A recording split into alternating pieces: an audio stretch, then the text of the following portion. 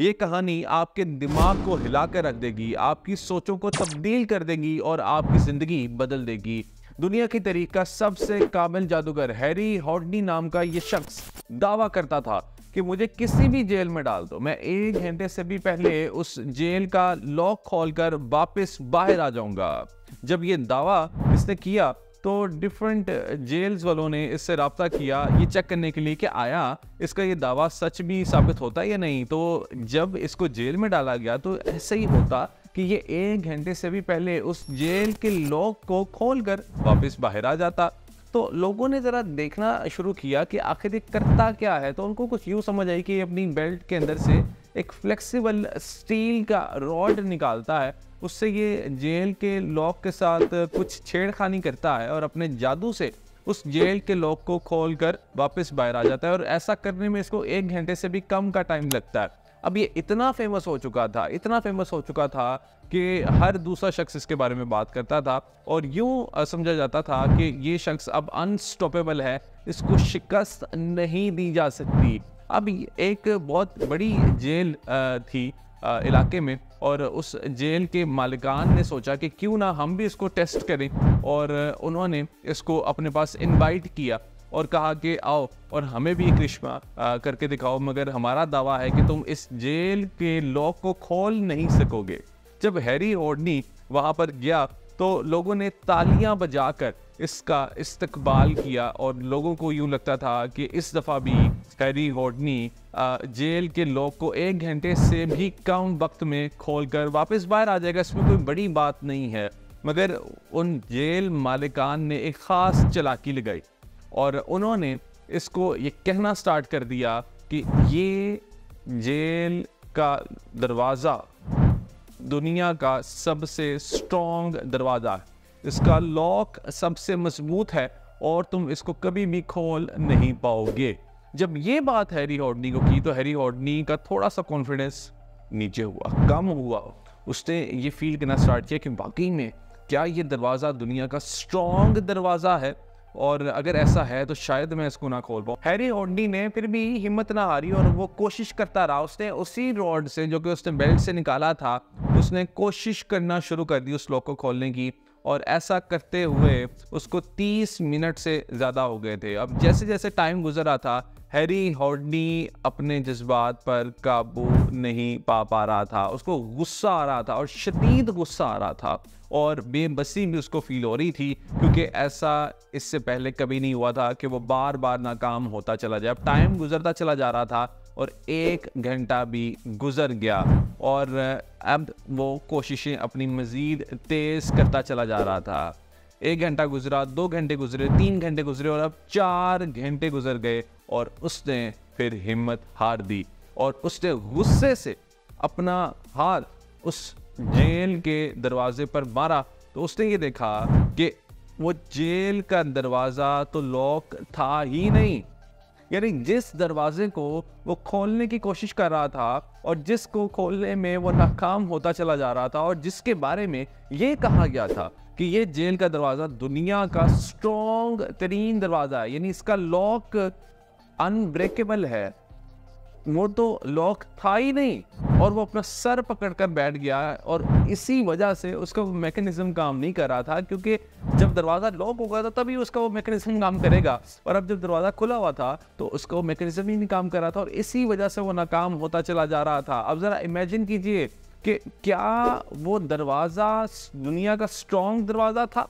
क्या वो लॉक दुनिया का स्ट्रॉन्ग लॉक था? नहीं, बिल्कुल नहीं। वो तो सिर्फ उस जादूगर के माइंड में एक स्ट्रॉन्ग लॉक था। अदरवाइज अगर वो ज़रा अक्लमंदी से काम लेता और प्रेजेंट मोमेंट में रहता और वो उस जेल मालिक की बातों में ना आता और उनकी चालाकियों को दरगुजर करता और ना सोचता तो वो फिर भी कामयाब हो जाता। वो उसी चालाकी के साथ दरवाज़ा ओपन कर लेता जिस तरह से वो पहले किया करता था। मगर इस दफ़ा हुआ क्या कि इसने उनकी बातों का असर ले लिया, इसने अपना दिमाग यूज़ किया ही नहीं और इसने अपने आप को अंडर एस्टिमेट किया जिसकी वजह से इसकी स्किल काम नहीं आई और ये अंडर प्रेशर आ गया। इसने ओवर थिंकिंग करना स्टार्ट कर दी और ओवर थिंकिंग की वजह से इसका काम ख़राब हो गया। ये अपने गोल से पीछे हट गया। इसने अपने दिमाग के अंदर एक ताला बंद कर दिया और वो ताला था बड़ा स्ट्रॉन्ग किस्म का ताला, जिसको खोलने में ये नाकाम रहा।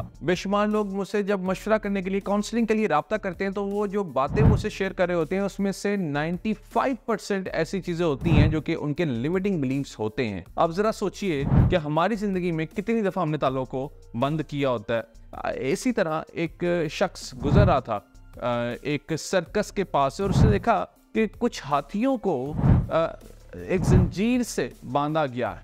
और इस शख्स ने सोचा कि ये जो हाथी हैं ये तो इजीली इस जंजीर को तोड़ सकते हैं, ये तोड़ते क्यों नहीं है? हाथी तो भारी से भारी चीज़ को उठाकर बाहर मारते हैं, मगर इस जंजीर को, इस कमज़ोर सी जंजीर को हाथी कैसे नहीं तोड़ पा रहे? तो वो ज़रा गया उन हाथियों के मालिक के पास और पूछा कि मुझे बताइए कि ये हाथी इस जंजीर को तोड़ते क्यों नहीं है, कोशिश क्यों नहीं करते? तो उस मालिक ने बड़ा दिलचस्प इसका आंसर दिया और उसने कहा कि बचपन में जब ये हाथी छोटे हुआ करते थे तो हम इनको जंजीर से बांध दिया करते थे और ये कोशिश तब करते थे, मगर ये उस जंजीर को तोड़ नहीं पाते थे क्योंकि तब ये कमज़ोर थे। तो इन्होंने ये चीज़ सीख ली थी कि हम इस जंजीर को कभी भी तोड़ नहीं पाएंगे, और इसको कहते हैं साइकोलॉजी में लर्नड हेल्पलेसनेस।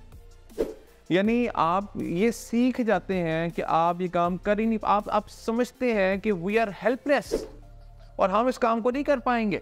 तो जब वो हाथी बड़े हुए, उसी जंजीर से उनको बांधा गया। अब जबकि वो जंजीर को तोड़ सकते थे तो वो उन्होंने कोशिश करना ही बंद कर दी। उन्होंने कोशिश ही नहीं की क्योंकि उनके माइंड में ये बैठ गया था कि हम इसको तोड़ ही नहीं सकते। तो याद रखिए कि जो चीज़ हमारे माइंड में बैठ जाए वो और हम ये सोचना स्टार्ट करते कि ऐसा तो हो ही नहीं सकता, ऐसा तो हो ही नहीं सकता, वो हमारा लिमिटिंग बिलीफ होता है।